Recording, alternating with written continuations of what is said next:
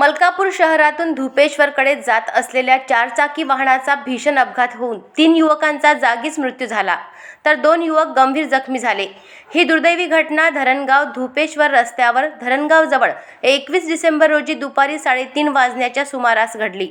मलकापूर शहरातील 5 युवक मारुती आर्टिगा क्रमांक MH12 JC 7508 या वाहनाने धुपेश्वरकडे जात असताना चालकाचे वाहनावरील नियंत्रण सुटले, त्यामुळे वाहन रस्त्याच्या कडेला असलेल्या झाडावर जोरात आदळले।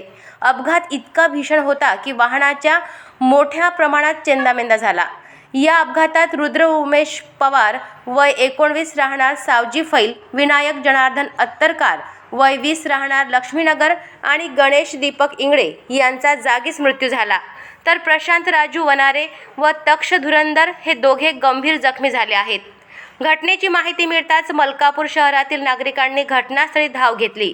शहर पोलीस निरीक्षक गणेश गिरी हे पोलीस ताफ्यासह तात्काळ घटनास्थळी दाखल झाले।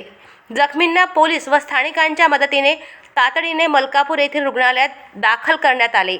एकीकडे नगरपरिषद निवडणुकीच्या निकालामुळे शहरात चर्चा व उत्साहाचे वातावरण असताना या भीषण अपघाताने मलकापूर शहरावर शोककळा पसरली असून सर्वत्र हळहळ व्यक्त करण्यात येत आहे।